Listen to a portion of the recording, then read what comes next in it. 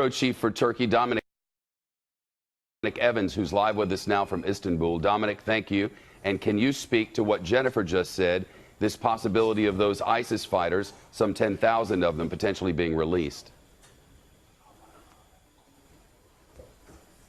Well, there are a huge number of ISIS fighters being held by the SDF forces. Those are the Kurdish forces that were allied with the United States and have been fighting with US support against Islamic State in Syria for the last 2 years.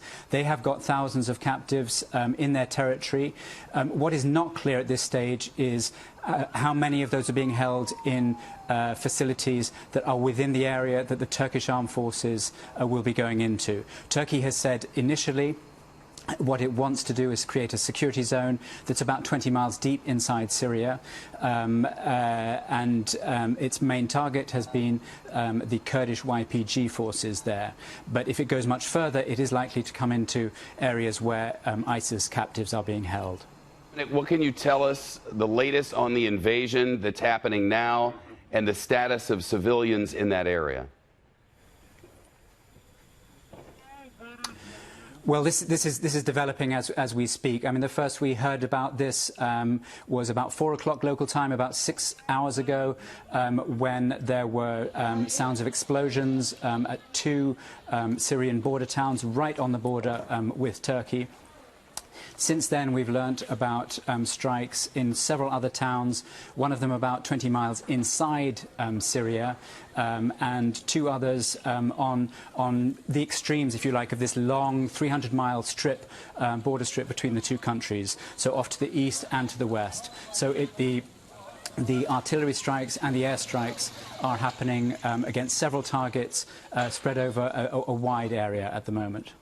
I guess we'll know when we know. Dominic, for many years now, the United States has held up these Kurdish fighters in the east, the northeast of Syria, as really our best partners on the ground in the fight against ISIS. Even in the darkest days of the spreading caliphate, it was those Kurdish fighters whom the United States held up as really the saviors of the fight against ISIS.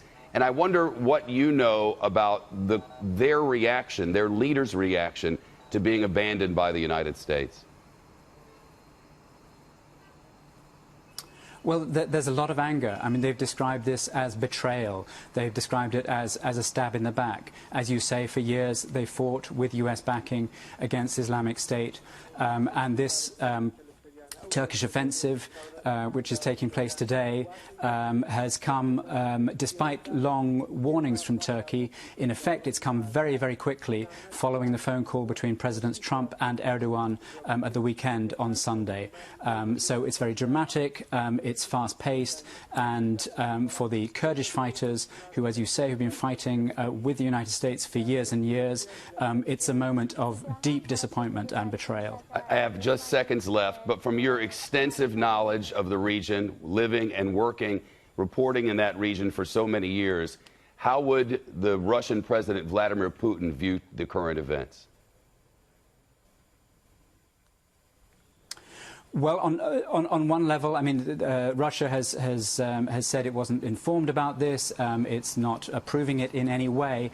On one level, there is a potential for the Russians who support President Bashar al-Assad to gain from this if it leads to chaos elsewhere in eastern Syria, which is currently under the Kurdish control, the SDF control. That would give an opportunity for the Damascus government, backed by Russia, to move into some of the territory that they've not been able to control for a very long time in this long 8-year war. Dominic Evans, the Reuters bureau chief there in Istanbul and a longtime correspondent of the region.